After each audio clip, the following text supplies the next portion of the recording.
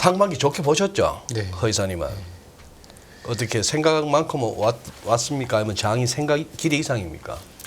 사실 그 생각했던 그 저희가 이제 연초에 코스피 그 레인지를 네. 하단을 2,300 하고 상단을 2,700 정도 봤었거든요. 상반기 2,700. 네.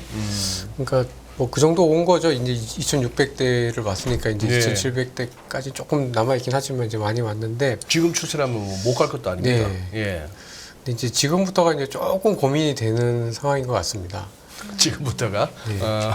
그러니까 약간 이제 분위기가 보면은 그 뭐 다른 증권사들도 이제 네. 코스피 목표치를 조금 올리기도 하고 예, 그렇더라고요. 미국도 S&P 500 뭐 4,200, 4,300 못 간다, 뭐 전저점 깬다 막 이러다가 이제 막 그 목표 지수대를 이제 좀 상향을 막 하고 있잖아요. 네.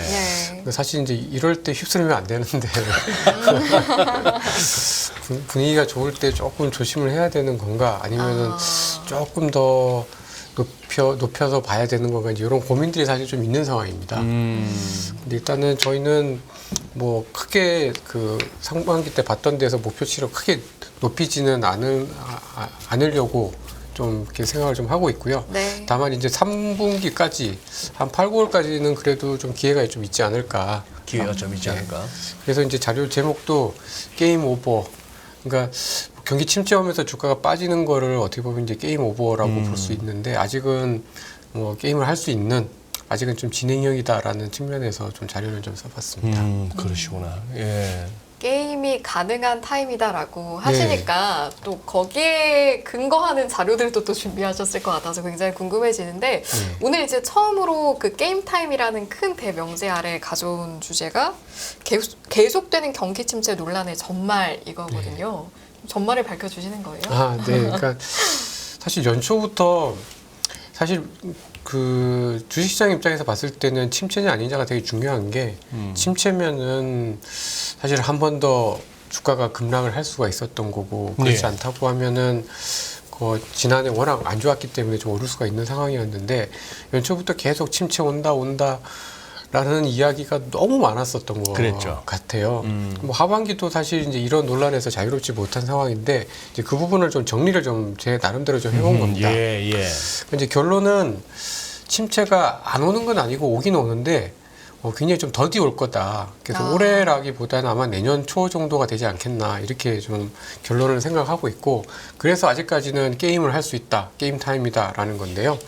뭐 자료에서 좀 강조드리고 싶은 거 한두 가지만 좀 말씀드리면은 여기 이제 뭐 많은 분들이 이제 침체가 뭐냐라는 거를 좀 헷갈려 하시는 것 같아요. 근데 네. 이제 제 나름대로는 뭐냐면 경기 침체라는 거는 지난 경기 확장기에서 누적돼 있는 과잉이나 버블이 예. 제자리로 돌아가는 과정이 침체가 아닌가라고 생각을 좀 하고 있습니다. 그러니까 뭐 예를 들면은 뭐 자료 4페이지 여기 왼쪽 보시면은 2007년, 2008년 그 서프라임 위기 때, 예. 글로벌 금융 위기 때 보면은 미국의 부동산 투자가 정말 엄청 급등했다가 폭락하는 이런 모습들을 좀 보여줬었던 것 같고, 예. IT 버블 때 보면 미국의 테크 투자가 엄청 확 뛰었다가 다시 제자리로 가는 이런 모습들이 좀 나타났었던 것 같은데, 예. 그래서 지금이 그러면 이게 뭐 미국의 고용이 나빠진다, 뭐 물가가 잡힌다 이런 것보다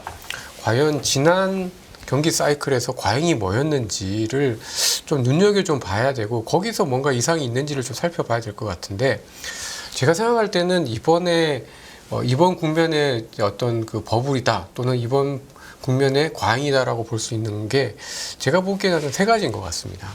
하나는 화이트 칼라 일자리, 주로 이제 테크 관련한 일자리인 것 같아요. 제가 이제 이렇게 생각한 이유는 뭐냐면 요즘 소프트웨어 엔지니어들 임금이 엄청 올랐었잖아요. 네. 막 그리고 사람들이 이제 엔지니어 구하는데 너무 어려움을 많이 겪고 했었는데 네. 실제로 보면은 그동안에 쭉 추세에 비해서 이 테크와 관련된 일자리가 특히 코로나19 이후에 워낙 많이 늘어났었습니다. 예. 그래서 아마도 지금 보면은 뭐 지금 주가는 막 엄청 오르고 있음에도 불구하고 뭐 메타니 뭐 이런 테크 기업들 인력 조정들을 그래도 나름대로는 했었잖아요. 예. 그래서 그런 걸 보면은 이쪽이 분명히 버블이 있긴 있었지 않았나 이렇게 좀 생각을 좀 했었고 그다음에 두 번째는 사실 비상장 쪽입니다. 그러니까 이제 그 상장 기업과 비상장 기업들의 이제 자산의 증가 속도를 이렇게 비교를 해보니까 특히 2008년 금융위기 이후에 이 아래쪽의 그림에서 보시듯이 상장 기업에 비해서 비상장 기업의 자산이 늘어나는 속도가 어마어마하게 빨랐던 것 같습니다. 그래서 이쪽에서도 아무래도 좀 버블이 있었지 않았나 싶고 예. 이 비상장 쪽이 대부분 또 스타트업과 관련이 있기 때문에 지금 미국 얘기죠? 네네. 기사님? 네. 근데 비상장 쪽은 아마 저희 국내도 비슷한 것 같긴 해요. 그러니까 이제 워낙 그 펀딩들이 그 자금 조달이 이제 비상장 중심으로 PE 그러니까 이제 퍼블릭 마켓이 아닌 공개된 저희 이제 중개되어 있는 유통시장이 아닌 그렇지 않은 비상장 쪽에서 워낙 자금 조달이 많이 되다 보니까 이제 그런 쪽에서 좀 버블이 있었지 않았나 또는 과잉이 있었지 않았나 싶고 지금 이쪽에서 보면은 지금 굉장히 좀 어려운 그 국면들이 좀 나타나고 있잖아요. 네. 그래서 그런 어려운 데서 국면이라 하시면 자금 조달이 잘 안 돼서 특히 뭐 바이오라든가 뭐 스타트업들 같은 경우에는 올해 굉장히 좀 많이 힘들어하고 있는 것 같습니다.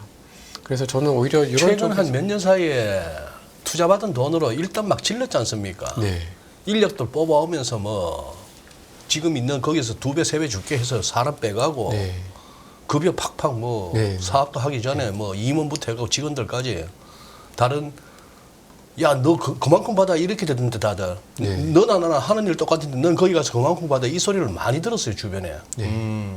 그래서 그쪽에서 분명히 좀 버블이 있었지 않았나 싶고요. 네, 네. 뭐 제가 들은 좀 우스갯소리는 그 특히 이제 코인 시장이 좀 흔들리면서 올해 들어서 다시 코인? 모르겠습니다만은 코인 관련해서 뭐 핀테크 관련해서도 스타트업들이 되게 많았었잖아요. 작년에 그렇게 그 고급 외제차들 그 중고차 시장에서 매물이 많이 늘어났다고 합니다. 아 그러니까. 예, 예.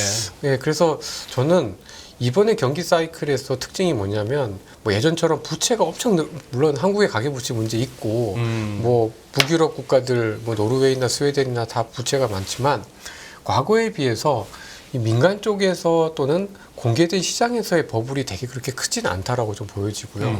오히려 그렇지 않은 뭐 PE나 뭐 장외 시장이나 이런 데서 오히려 좀 버블이 생기고 과잉이 있었기 때문에 과거에 비해서 이 금리 인상에 따른 어떤 부정적인 영향이 좀 덜하지 않았나라고 좀 보고 있습니다. 제도권 시장 안에서는 터질 만한 네. 그게 적었다. 네. 그래서 이번에 경기 침체 이야기들 많이 하잖아요. 네. 그런데 저는 침체가 오긴 하는데 과거에 비해서는 굉장히 시차가 있게 올 거고 그 시점은 올해가 아니라 내년이 좀 될 거기 때문에 적어도 올해까지는 뭐 주식이든 뭐 주식 시장에 있어서의 어떤 기회가 좀 있지 않겠나 이렇게 좀 생각을 좀 하고 있고요. 네.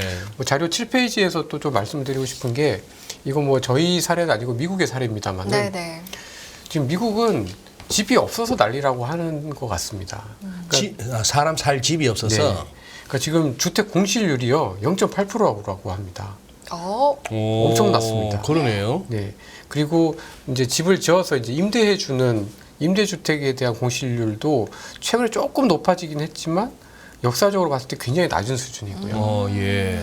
그래서 그러니까 이제 금리가 뭐 미국 같은 경우에는 작년만 해서 500bp 넘게 올랐잖아요. 네. 근데 이게 미국 경기가 그래도 소비가 고용이 아주 나쁘지 않은 이유는 이 제도권 내에서의 버블이 그렇게 심하진 않기 때문이 아니었나 저는 그렇게 좀 판단을 좀 하고 있습니다. 예. 네, 그래서 첫 번째로 좀 말씀드리고 싶은 거 일단은 저희가 일반적으로 알고 있던 경기 침체의 어떤 모습과 지금은 굉장히 다르다. 지금은 이번 국면에서의 버블은 비상장 쪽 또는 비제도권, 그러니까 제도권이 아닌 쪽에 있었기 때문에 금리가 500bp 올렸다고 해서 반드시 치명적인 경기 침체가 오는 건 아니고 아마도 천천히 더디게 올 거다. 요거 하나 좀 말씀드리고 싶고요. 예. 그리고 이제 여기 최근 들어서 이 AI 이건 이제 뭐 저도 뭐 AI를 잘은 모릅니다만은 최근 들어서 특히 논문들이 많이 나오고 있는데 이 챗GPT를 사용을 했을 경우에 그렇지 않은 경우보다 시간은 한 40% 줄어들고 질적으로는 20% 는다라는 이 MIT 논문이 있었습니다. 근데 이런 MIT 논문을 비롯해서 최근에 이런 연구 결과들이 막 늘어나고 있는데요. 저는 이게 되게 좀 최근 들어서 어떤 이 거시경제 상황에 대해서 뭐 약간 좀 그 직접적이진 않고 좀 먼 그림이지만 그래도 이게 정말 활용이 많이 되게 되면 생각보다 비용도 줄여주고 생산성도 늘어나는 어떤 효과를 좀 기대해 볼 수 있겠다라는 사람들의 막연한 기대들을 좀 불러일으키고 있는 게 아닌가라고 보여져서 전반적으로 봤을 때 지금 어떤 그 경기 침체에 대한 어떤 걱정을 대단히 많이 해야 되는 상황은 아닌다라고 좀 말씀드리고 싶습니다. 저 좀 전에 나왔던 저 오픈 AI CEO 샘 알트만 네. 며칠 전에 왔다는 네, 네. 이 사람이에요? 네, 맞습니다. 저렇게 젊나? 근데 경기 침체 이제 말씀하시면서 그렇게 걱정할 필요는 없다. 그리고 경기 침체가 더디게 천천히 올 것 같다라고 말씀을 하셨잖아요. 네. 그런데 보통은 이제 투자하는 투자자 입장에서도 그렇고 뭔가 타격이 될 때는 예상치 못하게 네네. 왔을 때 타격이 되잖아요. 저희가 경기 침체 이야기한 지도 꽤 오래된 것 같고 또 지금 와서 이제 분석할 때도 만약에 천천히 더디게 온다면 나중에 실제로 온다라고 해도 타격을 받을 걱정을 크게 하지 않아도 되지 않을까라는 생각도 이제 조심스럽게 들고요. 그렇게 좀 만만하게 봐도 될까요? 일단은 제가 두 가지를 말씀드리고 네. 싶은데 하나는 이제 만만하게 보기는 좀 어려운 게요. 그렇겠죠? 막상 네, 침체라는 건 소망이었습니다. 오면은 고통스러우니까. 네. 오면 아파요. 맞아요. 오지 말아야 해요. 네. 근데 아마도 저희가 생각할 때는 다들 지금 내년에 대해서 되게 좀 막연하게 좀 좋게 보는 경향들이 있거든요. 근데 아마 저는 지금 속도로 되면 아마 내년 초에 침체의 분위기가 조금은 예. 아주 심각한 침체는 아니겠지만 네네. 침체에 대한 분위기가 좀 올 것 같아서 올해보다는 내년에 대해서 좀 걱정을 할 필요가 있지 않나라는 걸 좀 말씀드리고 싶고 두 번째는 사실 침체는 제가 말씀드린 제 논리가 틀리지 않다면 네. 오더라도 침체가 아주 막 뼈 아프게 오진 않을 것 같습니다. 그러니까 막 은행들이 문을 닫고 자산 가격이 폭락하고 특히 이제 부동산 시장이 막 망가지는 그런 모습은 아닐 가능성이 좀 높고 대신에 두 가지 리스크가 좀 있는 것 같은데 네. 하나는 저는 이제 그 다음에 이제 말씀드릴 주제랑 이제 연결이 되는데요. 기업들은 되게 천차만별일 것 같습니다. 그러니까 경기는 덜 나빠지지만 예. 이 지금의 이러한 상황들이 조금씩 나빠졌을 때 기업들이 이렇게 견뎌내는 체력이 그 대형 기업과 우량한 기업들과 그렇지 않은 기업들이 차이가 되게 많이 나면서 뭐 그러니까 경기는 그렇게 나쁘지 않아도 사실 이제 그 주가는 특히 이제 올해 연말 내년 초에 되면 조금 흔들릴 가능성들, 그다음에 기업들의 이익이 저는 생각보다는 좀 덜 나올 가능성들이 좀 있지 않을까 싶어서 그 리스크가 하나가 있는 것 같고 예. 두 번째는 이제 중국에 대한 리스크인데요. 먼저 기업들 이익에 대한 부분들 좀 먼저 말씀드리도록 하겠습니다. 네. 자료 11페이지 보시면은 뭐 이건 되게 심플한 겁니다. 그러니까 이제 대부분의 이제 기업들의 이익은 이제 GDP랑 같이 간다라는 내용이죠. 그러니까 늘 같이 갔었습니다, 거의. 근데 명목 성장률하고 기업들의 이익에 어떤 괴리가 좀 벌어졌던. 그러니까 경기는 되게 나쁘지 않은데 기업들의 이익이 되게 나빠서 주가가 좀 많이 떨어졌던 경우가 닷컴 버블 때였었습니다. 그러니까 닷컴 버블 때 보면은 주가가 비싸서 많이 빠진 것도 있긴 했는데요. 네. 이게 2000년에 주가가 많이 빠지고 나서도 2001년에도 회복을 못했고 2002년 상반기까지 거의 2년 반 가까이 주가가 계속 빠졌었거든요. 네. 근데 이제 그때라 살펴보면 이 경기하고 기업 이익 간의 괴리가 좀 많이 벌어집니다. 그래서 혹시라도 이제 이런 리스크가 있는 거 아닌가. 그러니까 이제 경기가 스무스하게 나빠지는 과정에서 기업 이익도 아주 스무스하게 천천히 나빠지게 되면은 주식시장은 그래도 기회가 있다라고 좀 봐야 될 것 같은데 혹시라도 닷컴 버블 때와 같은 이런 리스크가 좀 있지 않을까라는 것을 좀 제가 걱정을 하고 있는데요. 네. 왜 그러냐면 임금이 잘 안 떨어지고 있기 때문입니다. 그러니까 명목 성장률은 뭐 떨어지고 있지만은 뭐 여전히 뭐 미국 경제 성장률 뭐 한 2%, 뭐 1% 이렇게 초반 때 이렇게 유지가 되고 있는데 그런 거에 비하면 고용 시장이 좀 꺾이긴 꺾였지만 예. 여전히 임금 상승률이 되게 높은 것 같아요. 그러니까 예를 들면 이 그림에서 12페이지에 있는 중간에 있는 그림을 봐주시면은 과거의 경기 침체에 비해서 침체 국면에 비해서 직전에 이 노동 비용이 굉장히 높았던 때가 닷컴 버블 때였는데 지금이 약간 좀 그때랑 좀 비슷한 게 아닌가라는 생각이 좀 들었습니다.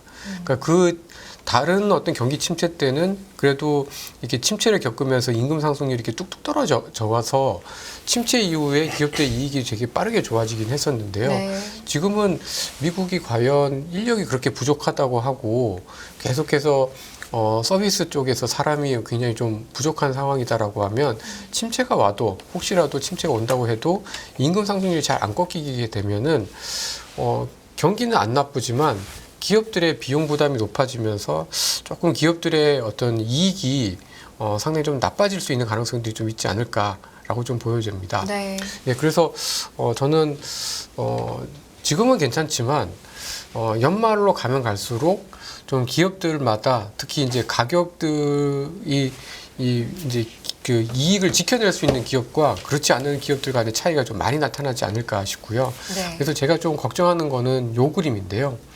보통 그 기업의 이익률에 조금 더 선행하는 지표가 그 미국의 이제 생산자 물가 지표가 좀 더 선행성이 있는데 네. 이 지표는 지금 좀 많이 떨어졌는데 아직까지도 기업들의 이익은 되게 이익 마진은 되게 좀 좋은 편입니다. 근데 아마 이게 지금은 좀 견디지만 연말 정도가 되면 이게 좀 다시 좀 떨어지지 않을까 싶어서 좀 기업들의 이익이 내년에 올해만큼 그러니까 올해 사람들이 기대하는 것만큼 좋아질 거냐라는 부분이 있어서 저는 조금 의구심을 좀 갖고 있습니다. 예, 그래서 좀 전반적으로 경기에 대한 걱정은 좀 덜해도 되는데 예. 기업들이 조금씩 그 비용에 대한 부담들을 올해 하반기가 되면 연말이 되게 되면 조금 더 많이 부담이 좀 커지면서 어떻게 보면 올해 하반기에 기업 이익의 그러니까 비용에 대한 인건비에 대한 부담을 전가할 수 있는 기업과 그렇지 않은 기업들 간의 차이가 되게 많이 벌어지면서 약간 연말 시장은 조금 어렵지 않을까. 예. 그리고 내년에 기업들의 이익은 지금 사람들이 기대하는 것보다는 좀 나빠지지 않을까. 그렇게 좀 생각을 좀 하고 있습니다. 지금 말씀하신 요 이제 기업 이익 부문의 설명이 지금 월가에서 다 지금 이렇게 항복하고 백기 들고 이제 나 이제 고음 안 할래. 나도 황소하러 갈래. 이러는 와중에 아직까지도 독야청청 모건 스탠리 마이크 윌슨이 네. 아니야 아직 약세장 안 끝났어 이러면서 하는 근거를 대는 제일 큰 이유가 기업 실적이거든요. 네. 지금 허 이사님 얘기는 그거하고 비슷한데 지금 이 논리가 그러면 미국의 논리인데 우리 국내 기업에도 같은 그 적용이 될까요? 저는 비슷하지 않을까 비슷하지 싶습니다. 않을까? 그러니까 그 저희가 이제 막 그 금리 인상 때문에 너무 후달리다 보니까 시달리다 보니까 네. 이제 소비자 물가 지수만 되게 열심히 보잖아요. 네. 맞아요. 근데 사실 소비자 물가가 올라갈 때는 그래도 비용에 대한 부담을 소비자들한테 어느 정도 전가를 할 수가 있기 때문에 사실 기업들의 이익이 많이 망가지지는 않거든요. 그랬었죠. 근데 오히려 막상 물가가 떨어지는 시점에서 기업들이 이제 비용 부담을 이제 전가를 못 하니까 그때 사실은 굉장히 뭐 부도가 난다던가 아니면 적자가 나는 기업들이 훨씬 더 많이 발생하는 것 같습니다. 그래서 저는 물가가 올라갈 때보다 또는 물가가 조금 둔화가 되는 것까지는 괜찮은데 오히려 물가가 많이 둔화가 될 때는 조금 더 기업들의 실적은 나빠질 것 같은데요. 지금 그래서 생산자 물가 지수는 지금 많이 떨어져 있는데 네. 보통 보면 이렇게 생산자 물가 지수가 국내 기업들은 뭐 반도체라든가 또는 석유 화학 제품 같은 경우에는 이 생산자 물가 지수가 올라갈 때 가격이 이제 올라가면서 이제 반등을 세게 하는 경우들이 많거든요. 네. 근데 아직까지는 저희 국내 기업들이 이 생산자 물가 지수가 계속 떨어지고 있지 않습니까? 그러니까 사실 이게 그러면 과연 반등을 할 거냐? 대부분 내년은 그래도 좀 반등을 하겠지라고 생각하고 있는데 아직까지는 그런 조짐들이 없다는 거죠. 그래서 저는 뭐 미국도 비슷하고 뭐 저희들도 상황 자체는 좀 비슷한데 결국 사이클이 정말 돌 때는 물가가 한번 내려왔다가 다시 올라갈 때 또는 내려와서 더 내려가기 쉽지 않은 그 시점에서 주가가 훨씬 더 저점에 대한 신뢰가 좀 높고 지금은 조금 상승세가 좀 연장이 되는 거지 새로운 시작이다라고 보기에는 약간 좀 이르지 않나라고 생각하고 있습니다. 예.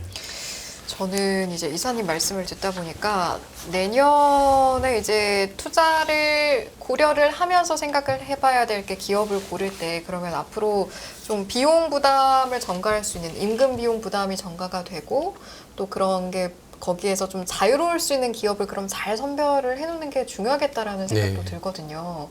어떤 업종이 좀 구애를 덜 받죠? 뒤에 제가 이제 뒤에 하나만 있나요? 있는데 그럼 순차적으로 말씀드리면 갈까요? 네네. 그냥 뭐 이왕 말씀 예, 나오신 그러니까. 김에 네. 예를 들어서 이제 이런 거죠. 지금 가격을 가장 잘 전가할 수 있는 기업을 뭐로 볼 거냐. 네. 몇 페이지를 띄울까요? 21페이지입니다. 21페이지. 네. 네. 여기 그림 보시면 수출 가격인데요. 네. 수출 가격을 제가 살펴보니까 되게 좀 재미있었던 게, 지금 반도체를 비롯해서 대부분의 그 한국의 수출 제품들의 가격이 떨어지고 있거든요. 예. 근데 올라가고 있는 몇 개 안 되는 제품들이 있는데 되게 눈에 띄었던 게 하나가 첫 번째가 라면입니다. 라면. 라면. K라면 어. 이거는 뭐 일단 한번 먹었다 하면 계속 네. 사 먹어야 돼. 아, 멈출 수 없죠. 농심 같은 거 주가 좋잖아요. 그러니까. 아, 괜찮죠. 수출도 잘하고 있고. 네. 그러니까 가격이 올라간다라는 것도 바꿔 말하면 그만큼 해외에서 수요가 있다라는 얘기인 거잖아요. 그러니까 이게 보여주는 게 의미가 있다라고 저는 좀 아하. 보고 있고요. 네. 그다음에 또 한 가지는 배터리입니다. 배터리. 배터리 같은 경우도 뭐 그 CATL이랑 뭐 이렇게 한국 업체들 간의 그 어떤 경쟁이 되게 치열하다고 예. 하는데도 가격 자체가 급락하진 않거든요. 아하. 잘 안정이 되고 있고. 그래서 저는 배터리 3사도 분명히 좀 기회가 계속해서 있을 거다. 네. 그리고 또 최근 들어서 주가도 조금씩 괜찮아지고 있는 것 같고요. 그다음에 또 한 가지는 의료 장비 쪽입니다. 이것도 또 한국 거 약간 맛들이면. 네. 의료 장비 가격이 잘 안 떨어져요. 아. 의외로 또 이쪽에 우리 한국이 강하더만요. 네. 잘합니다. 잘해요. 네. 그리고 자동차도 좀 주가는 사실 최근 들어서 약간 좀 밋밋하긴 하지만은 확실히 현대차나 기아차가 미국에서 워낙 잘하고 있다 보니까 수출 가격도 잘 안 떨어지고 있고요. 옛날처럼 이제 싼 차라는 그게 아니더라고요. 네, 맞습니다. 한때 그런 말이 있었거든요. 옛날 얘기긴 합니다만 똑같은 차인데 미국에서 사면 더 싸다고. 네. 차도 뭐 속설이긴 했지만 차도 더 튼튼하고 더 좋은 차는 네, 맞습니다. 뭐 그런 말도 있었는데 요즘 보니까 안 그렇습니다. 예. 사는 가격이 보니까 뭐 엄청 비싸게 예. 파는 거죠. 중형이든 네. 대형이든 프리미엄급이든 뭐 한국에서 받던 그 가격 받던데요. 네. 그리고 미국의 MZ 세대들은 예를 들어서 기아차 SUV를 되게 좀 그 고급 그러니까 막 럭셔리라고까지는 생각하진 않지만 그래도 굉장히 가성비 좋은 차로 그러니까 싼 차가 아니라 저가차가 아니라 되게 괜찮은 차로 많이들 인식을 하고 있는 것 같아서 그럼요. 예전에 메이드 인 코리아의 그런 이미지가 아닌 거죠. 뭐니 스포티지 기아차 말씀하시는 스포티지 옛날 첫 모델 대비 지금 디자인 보세요. 이거는 뭐 굉장히 세련되졌지 않습니까? 용됐지. 네, 진짜 이렇게 보면은 뭐 외관상 절대 안 밀립니다. 이제 성능 측면에서도 많이 좋아지고 있고 그러니까 그래서 저는 주가가 제일 좀 그거 하네. 주가가 가다가 최근 들어서 좀 쉬는 거지. 쉬는 거죠. 그러니까 저는 이런 업체들은 오히려 지금 쉬는 것도 또 하반기 길게 때 보면. 기회가 될 수 있을 거다라고 생각을 좀 하고 있어서 네. 이런 업체들 뭐 음식료, 그다음에 2차 전지, 그다음에 의료 장비, 그다음에 자동차 이런 업종들은 여전히 이제 수출 그 가격 전가를 잘 할 수 있는 업체들이고 이미 이제 보여줬기 때문에 충분히 승산이 있다라고 생각을 좀 하고 있습니다. 알겠습니다. 이런 업체들이 가격 전가가 된다. 그래서 네. 지금 주가가 어떻게 가든 만약에 이제 경기 침체 국면이 온다라고 했을 때 그때 좀 타격을 덜 받을 만한 기업들은 이제 방금 전에 말씀하신 업종들도 조금 눈여겨보면 좋겠다는 네. 말씀이셨잖아요. 네. 알겠습니다. 자, 그럼 일단은 부담이 덜 가는, 비용 부담이 덜 가는 기업들 저희가 찾아봤고 다음 내용은 저희가 어떤 내용 준비되어 있죠? 그다음에 이제 제가 네. 기업 이익에 있어서 좀 비용 부담에 있어서 좀 위험이 있다라고 말씀드렸고 두 번째 예. 위험은 이제 중국입니다. 중국. 이제 오늘 뭐 중국이 또 약간 영래포 금리를 내려가지고 아마 이번 주말에 금리 인하를 할 가능성이 굉장히 높은 것 같은데요.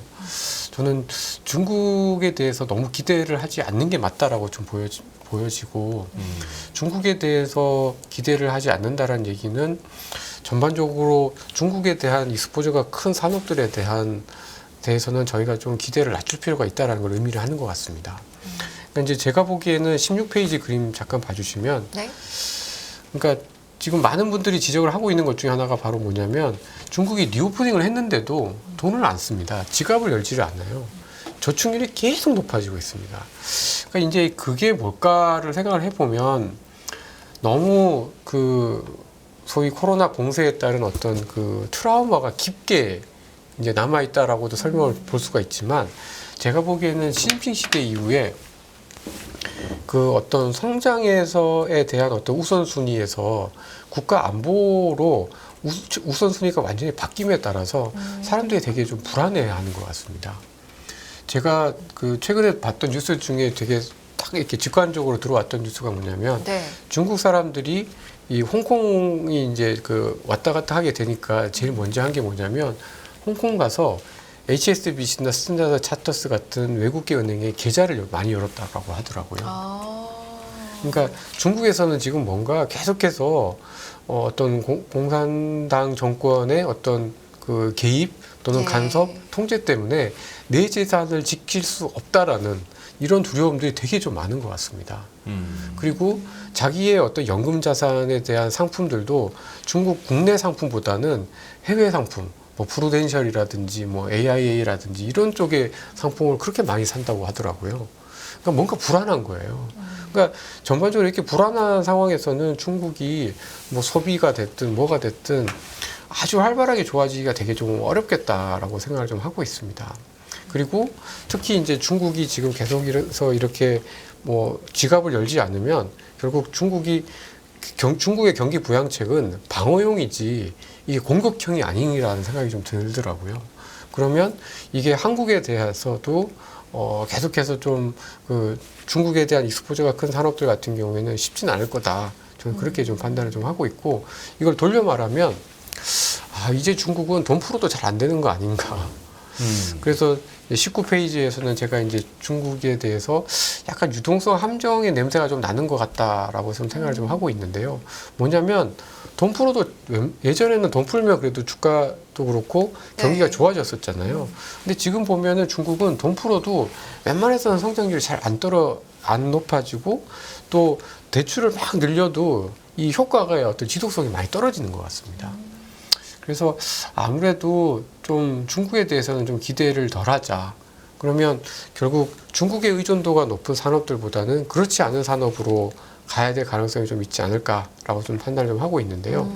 다행히 네. 다행히 저희가 중국에 대해서 의존도가 그 높은 산업들 중에서 그나마 반도체는 이 AI가 완전히 새로운 기회를 하나 좀 새롭게 좀 기회 요인으로 좀 작용을 하고 있는 게 아닌가 싶습니다.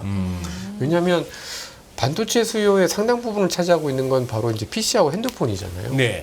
근데 지금 중국 쪽에서 워낙 잘 안 살아나니까 되게 예. 힘든데 이 AI와 관련된 새로운 서버 수요가에 대한 기대 때문에 예. 이 PC나 그 핸드폰에 대한 수요가 안 좋아지는 것들에 대해서 상당 부분 이거를 좀 많이 상쇄해주고 있는 것 같습니다.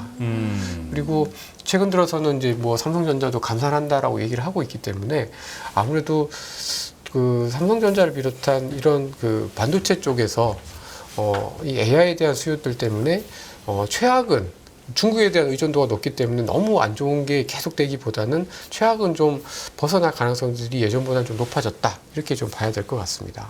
그래서 저희는 오히려 이번에 그 AI가 여러 면에서 봤을 때 뭐 아까 처음에 말씀드렸던 생산성이나 비용 부담을 줄여주는 어떤 그 거시환경적인 측면들뿐만 아니라 반도체 측면에서도 분명히 이런 그 정말 불안감들을 해소하는 데 있어서 굉장히 크게 일조를 한 게 아닌가라고 생각을 좀 하고 있습니다. 네. 그 환율에서도 확연하게 드러나네요. 환율에서도 확연하게 드러나는 게 이게 소위 말하는 위안원 재정 환율로 치면은 그 위안화가 많은 분들이 이렇게 기억이 한 170원 정도로 기억할 거예요. 맞습니다. 그 170원 중심으로 이렇게 왔다 갔다 했는데 이게 이게 이제 2021년, 2022년 사이에 이게 한 200은 넘어갔거든요. 200은 넘어갔는데, 그러니 이제 작년 9월, 10월 그 무렵부터 해갖고, 이게 200은 하던 놈이 지금 177원까지 내려왔으니까, 특히나 최근 한 2주 사이, 한 2달 사이에는 위안은 급격한 약세, 네. 원화는 급격한 강세. 옛날에 그냥 붙어 다녔으니까. 맞습니다. 예. 뭐 프락시 거의 개념까지도 같이 하면서 갔었죠. 그러니 위안화하고 우리하고의 상대적인 재정 환율은 거의 움직임이 없었다가 최근 들어서는 이제 원화가 아주 강해요. 네. 어떻게 보면 중국 숏, 한국 롱이네. 네. 제 생각에는 아시아 네. 내에서 그 중국에 대한 어떤 의구심들이 계속 있다 보니까 중국을 줄이고 일본이나 한국, 대만, 뭐 인도 이런 식으로 좀 사고 있는 게 아닌가라는 생각도 좀 들기도 합니다. 며칠 전에 뉴스 보니까 뭐 1,900만 명이 넘던데 소위 말하는 그 수능 보는. 우리나라 그때 뭐 재수생 포함 많았다 해봐야 60만, 70만이었거든요. 저 한참 시험 치고 할 무렵에. 근데 1,900, 거의 한 2천만 명이 하는데, 근데 그 관련한 뉴스 보면서 느낀 게, 그래서 들어가도 문제고, 네. 대학 들어가도 뭐 공락금 엄청나게 올렸던데, 졸업해도 취업도, 딱히 예. 취업할 그게 없고, 오히려 저는 좀 그런 것도 느낍니다. 시진핑 주석이 3년이 확정하고 나서부터 중국에서 뭐 이렇게 들을 만한 뉴스가 안 나와요. 네. 너무 하다못해 통제를 옛날에는 뭐 중국몽이 어떻고 1대1로가 어떻고 무슨 뭐 공동부유 뭐 이렇게 구호라도 있었는데 그러게요. 요새는 먼저 뭐 다 이루었다 싶은지 나 이제 그냥 뭐 이런 분위기. 그냥 외교만 열심히 하죠.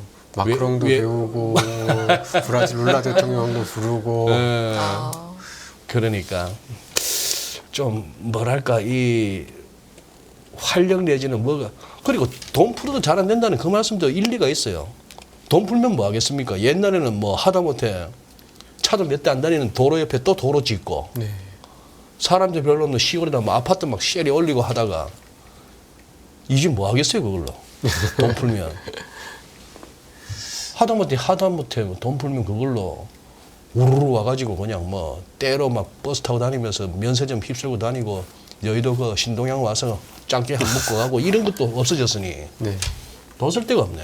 그러니까 최근에 그 도서 중에 보면은 중국은 어떻게 실패하는가라는 책이 있잖아요. 시중에 네. 발매되는. 근데 이제 그 책의 내용 중에 핵심은 결국은 뭔가 경쟁, 그다음에 개방 이런 걸 통해서 사람들은 혁신을 하고 성장을 하는, 그러니까 기업도 그렇고 개인도 그렇고 성장을 하게 되는데 네. 이게 중국 같은 경우에는 너무 중앙에서 모든 걸 다 하려고 하고 그러니까 기술 개발도 정부가 하려고 하고 뭐 혁신도 자기네들이 하려고 하니까 사실 여기서 뭔가 비효율이 저는 쌓여 있고 그런 부분에 있어서 자꾸 민간의 활력이 떨어지고 있는 게 아닌가라는 생각이 좀 듭니다. 민간 활력 많이 떨어졌죠. 그리고 뭐 마윈 예. 그리고 실컷 예. 그거 하다가 살려를 드릴까 하니까 그냥 뭐 다 내놓고 그러니까 저는 마윈이 다시 돌아왔을 때 아 이건 그래도 좀 변했다라는 거가 아닐까라고 생각을 했는데 막상 보면 그냥 살려만 정말 살려는 드리는 거예요. 살려는 드릴게. 아하. 또 우리 중구 형이 했던 대사인데 네, 그래서 신세계에서. 중국을 조금 그러니까 다행인 거는 그래도 저희가 이제 반도체나 이제 미국의 반도체를 중심으로 해가지고 저희가 중국에 대한 의존도에서 너무 이제 쏠려 있지는 않다라는 게 좀 다행이긴 한데 뭐 적어도 이제 지금부터는 중국에 대해서 이게 쏠려 있는 산업들 또는 중국과 함께 갔던 산업들은 약간 좀 다시 볼 필요가 있겠다라고 생각이 좀 듭니다. 지금 어떻게 우리 국내 기업들의 대중국 비즈니스 기회나 뭐 리스크는 어떻게 평가하세요? 말 난 김에. 그 저는 좀 리스크가 좀 크다라고 좀 보여지는 게요. 이게 저희가 예를 들어서 중국에다 공장을 지었는데 네. 이걸 계속 리뉴얼하고 공장을 계속 투자를 하지 않으면은 이게 이제 효율성이 자꾸 떨어지는 거죠. 그렇죠. 그러니까 이제 그럴 리스크들이 좀 있는 것 같습니다. 그러니까 우리의 자산이 이제 매몰 비용이 자꾸 될 수 있는 위험들이 좀 생긴 것 같아서 조금 그런 부분들이 좀 그러니까 좀 조심을 해야 되는 상황이 좀 오고 있지 않나라고 좀 보여지고요. 대신에 뭐 반도체 같은 산업들은 이제 중국이 한국의 반도체를 넘보기가 좀 어려워졌기 때문에 네. 확실한 어떤 격차를 벌일 수 있는 계기는 좀 된 게 아닌가라고 좀 보여집니다. 그러면 조금 이제 그 경기나 이런 측면을 넘어가고 시장으로 왔을 때 이제 진짜 뭡니까? S&P 500은 저점 대비도 20% 넘어서면 강세장 불마켓 진입이라 얘기도 하고 저 같은 사람들이 이렇게 살피기로 작년 하락폭의 조정 차원은 넘어섰어요 이제. 네. 넘어섰고 애플은 이거 사상 최고. 이거 더블탑인가 싶었는데 너무 빠른 더블탑은 아니더만. 결국은 이 연락을 해요. 네. 엔비디아는 그냥 뭐 한 방에 훅 열어붙고. 지금 이거 미국 너무 뜨거워요 지금. 네. 미국 계속 가면 우리도 가는 건가? 그러니까 이게 산업의 구조상 아까 말씀드렸던 그런 AI나 예. 이런 쪽에서 저희가 분명히 수혜를 받기 때문에 저는 미국이 갈 때 이제 중국은 못 가도 저희는 그 중국보다는 훨씬 더 잘 갈 수 있지 않을까라고 좀 보여지고요. 그래서 하반기 주식시장은 다시 미국, 다시 미국. 예, 그 다음에 성장, 그 빅테크와 같은 그런 성장주들, 그리고 오히려 이제 저는 경기에 너무 민감한 뭐 철강이니 화학이라든지 이런 주식들보다는 성장주들 중심으로 해서 조금 아니면 조금 뭐 아까 말씀드렸던 농심과 같은 필수 소비재 같은 이런 그런 류의 방어적인 섹터들이 조금 더 좋지 않을까 그렇게 좀 생각을 좀 하고 있고요. 다시 상반기는 사실 어떻게 보면은 미국보다는 유럽 시장이 되게 뜨거웠거든요. 네. 그랬죠. 근데 지금 유럽 시장은 조금 주춤하고 미국 시장이 다시 좀 세지고 있는데 맞아요. 다시 좀 그런 형태가 좀 되지 않을까. 그리고 한국도 올해 상반기 때 미국보다 좋았는데 뭐 아주 그 미국을 능가하는 그런 건 아니더라도 저희도 뭐 미국만큼은 상승할 수 있지 않을까라고 생각을 좀 하고 있습니다. 네. 그럼 조금 전에 말씀해주신 다시 미국 성장 이 키워드를 가지고 또 장표 준비해 오셨는데 그래프가 있더라고요. 그거 보면서 또 근거도 네. 한번 살펴보면 좋을 것 같아요. 그러니까 일단은 26페이지 그림 잠깐 봐주시면 네. 아까 소장님 말씀하신 건데 지금 뭐 빵류의 주식들은 보면은 작년 초에 이제 그 고점을 거의 다 이제 많이 회복을 했습니다. 이렇게 보시면 중간에 보면 S&P 500 대비 빵 플러스 그러니까 이제 엔비디아하고 테슬라가 들어가 있는 빵류의 주식들 빵에다가 플러스가 저거 엔비디아하고 테슬라입니까? 네, 네. 아하. 오펙 플러스에서 플러스는 러시아고. 네. 이렇게 보시면은 거의 이제 다시 사상 최고치에 도달을 좀 하고 있는 거고요. 반도체 같은 경우도 그렇고. 그래서 좀 7개의 메가캡, 그러니까 이제 5개의 그 빵에다가 이제 엔비디아하고 그 테슬라를 합친 이 7개의 그 미국의 빅테크들이 차지하고 있는 시가총액 비중이 거의 재작년 말에 어떤 고점 수준을 거의 도달을 했습니다. 그러니까 이런 거는 사실 그 닷컴 버블 때는 나오지 않은 현상들이었잖아요. 그때는 닷컴 버블 때는 이렇게까지 빨리 회복하지는 못했으니까 분명히 새로운 세상에 대한 기대가 이 뭐 경기라든가 이 밸류에이션이라든가 여러 가지 우려들을 좀 분명히 좀 압도하고 있는 것 같다라는 생각이 좀 들고요. 그리고 아무래도 특히 AI 쪽은 이게 너무 멀리 있는 게 엔비디아가 보여준 게 사실은 너무 멀리 있는 기대가 아니라 이게 정말 현실이 될 수 있다는 걸 보여줬기 때문에 저는 좀 의미가 있지 않을까라고 좀 보여집니다. 와, 진짜 지금 앞에 그 엔비디아 그래프 한번 보여주시죠. 저게 엔비디아 2021년 11월에 그때 113배 그때 그렇게 거기서 훅 네. 내려왔던 게 이번에 AI 한 방으로 지금 218배까지. 네, 올해만 한 160% 올랐으니까요. 저러니 저 내부자들 임원들이 팔지. 뭐 전량 매각은 아니지만 어지간한 사람들 다 팔았던데. 네. 그 소속 임원들이. 야. 근데 이 지금 여기서 아까 그 엔비디아 밑에 그래프가 저 반도체주의 상대 강도라는 게 저 기술적인 RSI를 말씀하시는 거예요? 기술적 지표의 그 상대 강도? 그러니까 이제 얼마만큼 시장 전체에 비해서 이제 셌느냐를 보여주는 거죠. 얼마? 그러니까 사실은 이제 요 정도 오면은 사실 좀 쉴 때는 된 것 같습니다. 단기적으로. 근데 이렇게 작년에 굉장히 어려웠던 것들을 거의 다 극복을 했다라는 거는 그만큼 더 힘이 있다라는 거기 때문에 저는 여기서 조금 쉬더라도 당분간은 좀 유효하지 않을까라는 생각을 좀 갖고 있고요. 이 그래프만 봐서는 미국 뉴욕 증시에서 예를 들어 기술주나 성장주 아니면 지수 전반적으로 하방 배팅했던 공매도 세력들이나 하방 배팅했던 세력 쪽은 그야말로 이 정도 되면 이거 실려 나갔겠는데요. 네. 그래서 요즘 또 요즘 뭐 멜트업이라는 얘기를 그러니까 많이 하지 멜트업. 않습니까? 그러니까 이제 미국 시장 비싸다 그리고 뭐 테크 버블 꺼진다 했던 사람들이 이제 특히 올해 들어서 AI나 이제 이런 그 테슬라나 이런 거에 대해서 이제 완전 반대로 가다 보니까 이제 뭐 또 항복하는 시장의 흐름에 또 항복하는 세력들 때문에 주가가 또 한 단계 더 조금 더 위로 올라갈 수 있는 여지들은 분명히 좀 생겼지 않았나라고 생각하고 있습니다.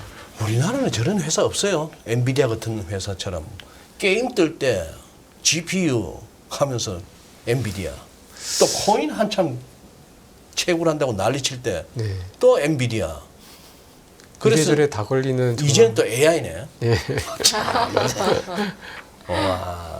우리는 뭐 그런 거 없어요. 저 엔비디아하고 비스무리한 회사라도. 좀 그건 제가 2부에 네. 툭 치면 나오는 분 한 분 계시니까 한번 툭 네, 쳐보죠. 뭐. 그분께 그분께? 여쭤보겠습니다. 네. 네. 네. 그래서 결론적으로는 저는 조금 더 미국 시장이 더 갈 거다.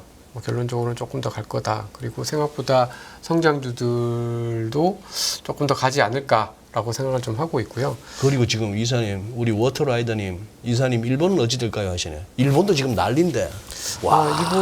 일본도 그러니까 예전에는 이제 일본 시장이 움직이면은 이제 막판이라고 그랬거든요.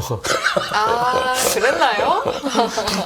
왜냐면 워낙 PBR이 이제 100 미만이어서 늘 쌌던 시장이고 네. 저평가된 시장이었는데다가 경기에 민감하기 때문에 이제 미국 시장 다 가고 다른 시장 다 가고 난 다음에 이제 맨 마지막에 움직이는 시장이었는데 이번에는 조금 다른 것 같긴 합니다. 그래서 저는 올해 하반기까지는 그래도 일본 시장 굉장히 좀 괜찮게 볼 수 있지 않을까 싶은데요. 그러니까 근데 이제 저희가 좀 봐야 되는 게 일본의 그러니까 이번에도 그 경기 사이클이 미국과 중국이 다르고 또 한국과 중국이 또 달라지듯이 일본도 경기 사이클이 좀 다른 게요. 일본이 전 세계에서 가장 늦게 리오프닝을 한 나라지 않습니까? 그러다 보니까 이게 경기가 좋아지고 이제 리오프닝해서 정상화되는 것도 다른 국가들보다 훨씬 늦은 것 같아요. 그래서 아직까지는 다른 국가들은 지금 뭐 약간 다 이제 오픈해서 이제 리오프닝에 대한 어떤 효과들이 조금씩 떨어지고 있는 건데 예. 일본은 아직까지도 유지가 되고 있는 게 하나가 있는 것 같고요. 그 다음에 이게 일본의 가장 큰 문제는 또 디플레이였잖아요. 그랬죠. 근데 지금 이게 물가가 막 올라가니까 기업들이 이제 가격을 올리고 있습니다. 아사히 맥주 가격이 한 5%인가 가격을 올렸다 그러더라고요. 5%요? 5%는 양반이죠. 뭐 예를 들어서 뭐 한 병에 예를 들어 3,000원 하는 게 5%면 150원 오르나? 아니면 땡큐지. 근데 일본은 물건값이 올랐던 적이 없는 나라예요. 우리는 30년 동안 물건값이 올랐던 적이 없는 소주가 금방 가. 그러면 일본 분들 입장에서는 그러니까 가격을 올릴 수 있다라는 거예요. 그러니까 물가가 올라가니까 가격을 올리면서 기업들 이익이 확 좋아지는 거죠. 그러니까 아사히 맥주가 그렇게 가격을 올리고 난 다음에 주가가 엄청 올랐습니다. 그러니까 일본은 좀 다른 거죠. 그러니까 대부분의 국가들은 물가가 올라가면 금리를 올려야 되고 뭐 가계부채가 많고 뭐 이러면서 이제 안 좋았는데 일본은 워낙 디플레이 시달리다 보니까 물가가 올라가네? 그럼 소비를 좀 더 해야 되나? 뭐 이렇게 이제 인식들이 좀 되다 보니까 일본 시장은 좀 다르게 봐야 되는 거죠. 그래서 일본은 여러모로 다르게 보입니다. 네. 가끔씩 저는 채널 돌리다 보면 고독한 미식가인가? 네. 웬 중년에 왜 맛있는 식당을 지 혼자 그리 다니면서 극하고 있어요? 저 좋아 보이던데요? 아니 또 의외로 또 우리 나 또 젊은 층에서 또 그걸 이렇게 또 괜찮아요. 괜찮아? 네네. 그래서 우리나라도 이렇게 멍하니 본인들끼리 모여서 시골 내려가서 이렇게 음식 해 먹는 그런 콘텐츠 최근에 있었거든요. 꽤 반응이 괜찮아요. 꽤 반응이 괜찮아. 저도 야. 묘하게 보게 되더라고요. 네. 우리 세대는 일단 뭘 먹는다 하면 같이 어우러져 갖고 주거니 받거니 하면 원래 그게 맞죠. 네. 잠깐 감성 여행 다녀왔고요. 네. 죄송합니다. 아닙니다. 네, 다시 돌아오겠습니다. 네, 네, 네. 네. 그래서 일본도 저는 이번에는 다른 시장보다 늘 후행했다고 하지만 적어도 하반기에는 그래도 여전히 좀 관심을 두어볼 만한 시장이고 오히려 차라리 저는 유럽 시장이 조금 더 안 좋아 보이는 상황인 것 유럽이 같습니다. 차라리. 그렇죠. 그러니 이 어떻게 보면 그 지구 전체적으로 봤을 때 글로벌리 그 돈이 빤한데 여기도 오르고 저기도 오르고 다 오를 수는 없는 거 아니고요. 예. 풍선을 갖다 여기 꾹 누르면 여기가 불룩해지고 여기를 꾹 누르면 이쪽이 불룩해지는 것처럼 다 오르기보다는 어딘가 좀 빼면서 딴 데가 그 돈 뺀 걸로 딴 데 옮기고 이런 차원으로 봐줘야 될 것 같은데 아까 이제 우리는 뭐 엔비디아 같은 거 없을까 했더니만 우리 장정배님께서 소장님 삼전이나 LG 엔솔 같은 거 그런 이런 기업들이 나온 것도 우리 경제 규모에 감사해야죠. 미국이랑 경제 규모가 17배 차이 나는데요. 이런 물론입니다. 저는 우리나라의 삼성전자 같은 훌륭한 회사죠. 예, 이런 기업들 뭐 LG 엔솔 같은 그리고 2차 전지에 진짜 세계 경쟁력 갖춘 그런 거. 또 아까 말씀드렸습니다만 몇 년 후에는 뭐 생산량 판매량으로 어떻게 하면 글로벌 넘버원이 될지도 모르는 자동차. 이 진짜 감격 아닙니까? 네. 그러다가 뭐 우리가 만드는 무기도 전 세계에 나가고 그거 하는데 그 부분은 인정하고요. 우리 뭐 문화로 보나 뭐 말로 보나 우리 진짜 이 문자로 보나 그리고 근성으로 보나 뭘 못합니까? 다 잘하는데 한 번씩 좀 그게 있어서 좀 어떤? 냄비 근성은 있지. 뭐 갔다가 이거는 확 갔다가 맛이 갓재환 네. 갓재환 하다가 또 뭐 허위산이 몇 방 털리면 또 그래도 가치관이죠. 네. 뭐 그런 식으로 될 수 있는. 알겠습니다. 그래서 이제 미국 성장주부터 시작을 해서 뭐 일본 상황도 좀 봤고 유럽 상황은 어떤지도 간단하게 짚어주셨고요. 이제 마지막으로 준비하신 내용 보니까 아까 말씀하신 가격 네. 전가력이 네. 가능한 그게 좀 살아있는 산업이 어딘지 좀 더 자세히 정리를 네. 하셨더라고요. 저도 사실은 이걸 얼마나 잘 분석하고 대비하는지에 따라서 말씀하신 내년 상반기 투자라든지 그런 부분을 좀 잘 대비할 수 있을 것 같거든요. 한번 들어보겠습니다. 네. 그러니까 이제 가격 전가력이 있다는 거는 특히 이제 작년이나 재작년에 어려울 때도 기업들이 이익이 꾸준히 늘어나는 산업들이 그만큼 힘이 있고 가격 네. 전가력이 있을 수 있다라는 걸 보여주는 거잖아요.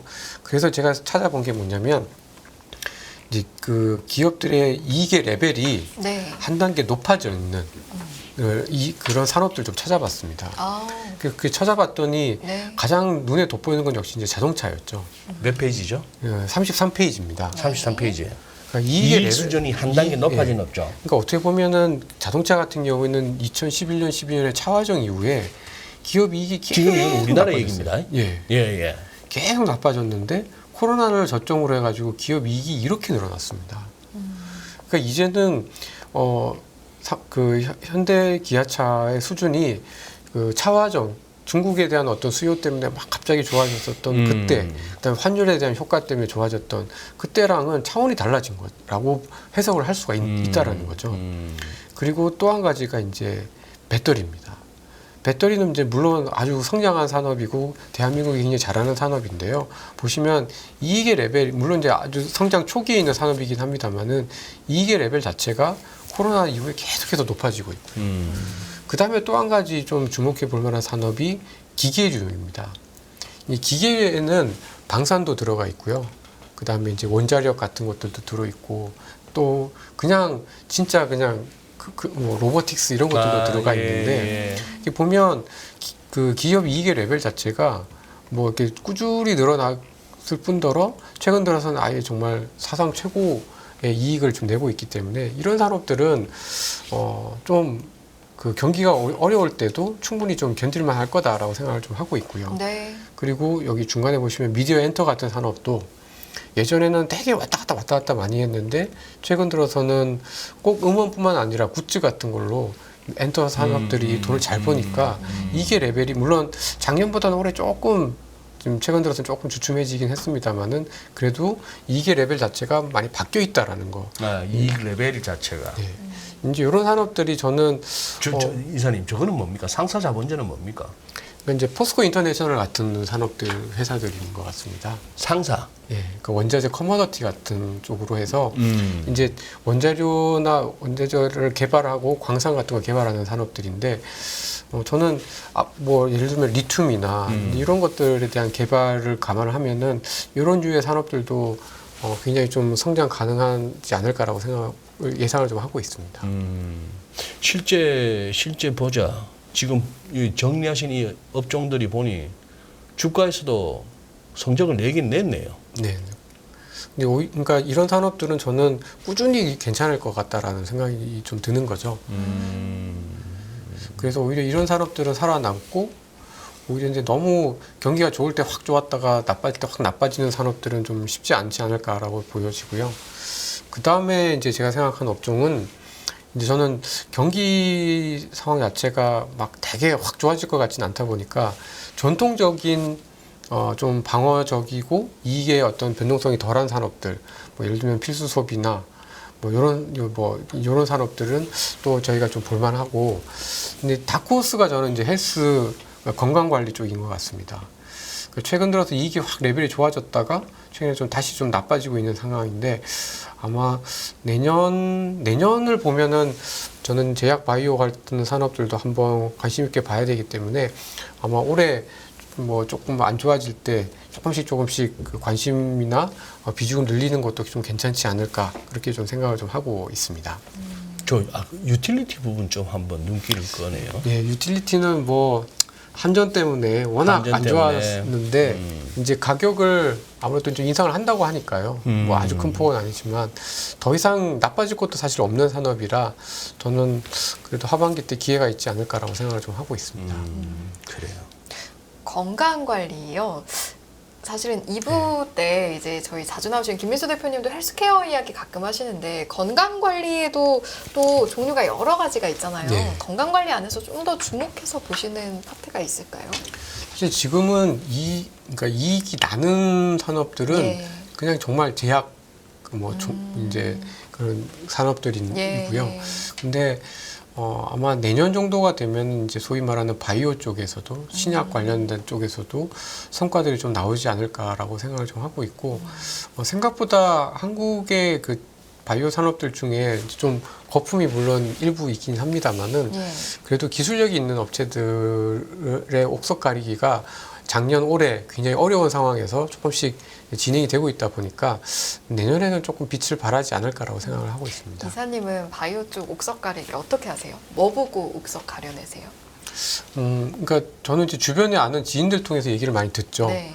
그러니까 예전에는 되게 그 임상 실험하는 데 있어서 그러니까 펀딩을 되게 자금 조달을 잘 쉽게 했었던 후배들이 요즘 뭐 돌아다니면서 돈 빌린다고 아이고. 어렵다고 하고. 네. 근데 제가 아는 후배가 이제 있는 회사에서 최근 들어서 굉장히 힘들었는데 또 펀딩을 받았대요. 오. 근데 이제 그 회사들은 이제 그만큼 기술력 인정을 받은 거죠. 작년에는 펀딩을 못 받았었는데. 네. 그래서 그 회사들 같은 류의 기업들은 이제 뭐 그 완전히 이제 그러니까 꾸준히 이제 성장할 수 있는 회사들과 그렇지 않은 회사들이 이제 구분이 좀 되지 않을까라고 생각을 하고 있습니다. 알겠습니다.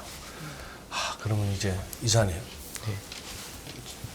그 핵심 체크. 네. 1분, 3분 정리, 2분 정리. 아, 네. 그러니까 뭐 지금 시장 분위기가 되게 좋잖아요. 그러니까 특히 이제 지수 같은 경우는 뭐 이제 연중 최고치를 경신을 하고 있고 네. 미국 S&P 500 같은 경우에도 참 넘기 쉽지 않았던 4,200선, 4,300선을 넘으면서 예. 지금 이제 시장 분위기가 조금씩 이제 약간 뜨거워져 가고 있는 것 같습니다. 이 재밌는 게 월가에서는 작년에 다들 쫄아가지고 네. S&P 500 4,300만 찍었거든요. 4,300이 차트로 다 짚어지는 레벨이거든. 그리고 우리는 다 쫄아갖고 2,600만 불렀다고. 네. 그죠? 그래서 상반기가 그걸 갖다 연간 전망이라고 내놨는데 상반기도 되기 전에 다 열어버렸으니까. 네, 맞습니다. 예. 근데 이제 제가 생각할 때는 그러니까 그만큼 이제 이 여름 정도까지는 그런 분위기, 그러니까 이제 다들 약간 약세론에서 좀 벗어나서 좀 항복하는 그런 분위기 때문에 시장이 좀 밀려서 조금 더 올라갈 가능성이 좀 커 보입니다. 그리고 특히 이제 처음에 제가 말씀드렸던 것들처럼 이번에 어떤 경기 사이클의 어떤 특징들, 그 특히 이제 과잉이 있었던 부분이 예. 예전에 있었던 어떤 그 제도권이나 금융이 아니기 때문에 저는 예상하는 침체는 잘 안 오거나 좀 천천히 온다라고 좀 생각을 좀 하고 있어서 하반기는 여전히 좀 기회가 있다. 다만 이제 그 연말 그리고 내년에는 여전히 좀 리스크들이 좀 남아 있지 않을까. 특히 중국과 관련된 리스크들, 그다음에 기업들이 인건비가 이제 떨어지긴 떨어져도 많이는 안 떨어지기 때문에 그 비용 전가를 못하는 기업들 같은 경우에는 오히려 연말 정도에는 굉장히 좀 어려워질 수가 있기 때문에 저는 조금 그 여름까지는 좀 좋게 보되 연말로 갈수록 약간은 이제 좀 보수적으로 좀 봐야 되지 않을까 그렇게 좀 생각을 좀 하고 있고요. 그리고 특히 뭐 상반기에는 미국보다는 뭐 유럽이나 다른 시장들이 굉장히 좀 강세인 네. 상황이었는데 오히려 다시 AI와 같은 이런 성장들이 뜨면서 미국 자산들 그다음에 가치 스타일보다는 성장 스타일 이런 스타일들이 조금 더 각광을 받을 가능성이 높다라고 생각을 좀 하고 있고 이제 아까도 계속 말씀드렸던 것처럼 뭐 가격 전가력이 좋으면서 네. 경기에 조금 덜 민감한 이게 레벨이 완전히 좀 바뀌어져 있는 산업들 같은 경우에는 아마 좀 꾸준히 그래도 공략 가능하지 않을까라고 생각을 좀 하고 있습니다. 저희 이제 시작을 하면서 지금 게임 오버 아니고 게임 타임이다. 아직은 이라고 말씀을 하셨는데 그러면 쭉 이야기를 들어봤는데 일단은 그럼 여름까지는 게임 타임이다. 네. 맞나요? 네. 그리고 게임 오버를 좀 염두에 둬야 되는 건 연말부터는 좀 네. 게임 오버가 언제 될지 살살 눈치를 좀 살피면 되는 그렇게 정리하면 될까요? 정희 씨 말하는 여름은 달력상으로 뭐 몇 월 아니면 그냥 반팔 입고 다닐 수 있는 더운 날? 여름 제 기준 여름은 한 8월 정도인데 8월 우리 정도? 이사님의 기준 여름이 중요할 것 같은데요? 이사님이 바라보시는 게임 타임 가능한 여름은 몇 월 저는 정도까지일까요? 9월 정도까지는 가능하다라고 보고 있고요. 네, 이제 10월, 11월 되면 4분기잖아요. 4분기 그때부터는 이제 조금씩 이제 좀 비중을 줄여 나가는 필요가 좀 있지 않을까 싶은데 제가 이렇게 세미나를 다녀보니까 제 의견이 소수 의견입니다. 대부분은 저보다 훨씬 더 그러세요? 좀 좋게 말씀하시는 분들 훨씬 많은 것 같아서 요즘은 조금 외롭습니다. 외로우셔? 예. 그래도 항상 다수의 의견이 옳은 것만은 아니니까요. 네. 그러니까 뭐 대충 뭐 좀 찬바람 불 때는 조심하시죠. 이거 저도 소실적에 많이 써먹던 레토릭인데 또 찬바람 불 때쯤 되면 또 많은 선수들이 또 산타를 찾아요. 그때쯤 되면 이게 또 시장인 것 같습니다. 그래요. 오늘 이사님 설명 잘 들었습니다. 네. 나름대로 이렇게 좀 눈여겨 볼 만한데 그래도 좀 발 담글 만한 데가 좀 대충 감이 잡히네요. 예. 게임 오버가 다가온다라고 해도 이제 이사님께서 말씀하신 가격 전가가 되는 곳들 그리고 또 경기에 덜 민감한 곳들 그리고 중국과는 좀 더 거리가 있는 곳들까지 포함해서 두루두루 잘 살펴보시면서 네, 대비를 해가시면 좋을 것 같습니다. 네. 이사님 여기서 보내드릴까요, 예, 이사님? 그래요. 알겠습니다. 오늘 고맙습니다. 네, 고맙습니다. 잘 감사합니다. 들었습니다. 네. 끝없는 위기 속 기회는 언제나 숨어 있습니다. 성공한 투자 고수들과 나눈 투자의 철학. 다가올 기회를 잡아내는 부의 만찬으로 여러분을 초대합니다. 푸짐하게 한 상 차려놓았습니다. 안녕하세요, 이승입니다. 더 많은 영상을 보고 싶으신 분들은 화면 오른쪽에 있는 구독 버튼을 눌러주시기 바랍니다. 그리고 영상을 보시면서 좋아요는 필수인 거 아시죠? 항상 인포맥스 라이브를 사랑해주셔서 감사합니다.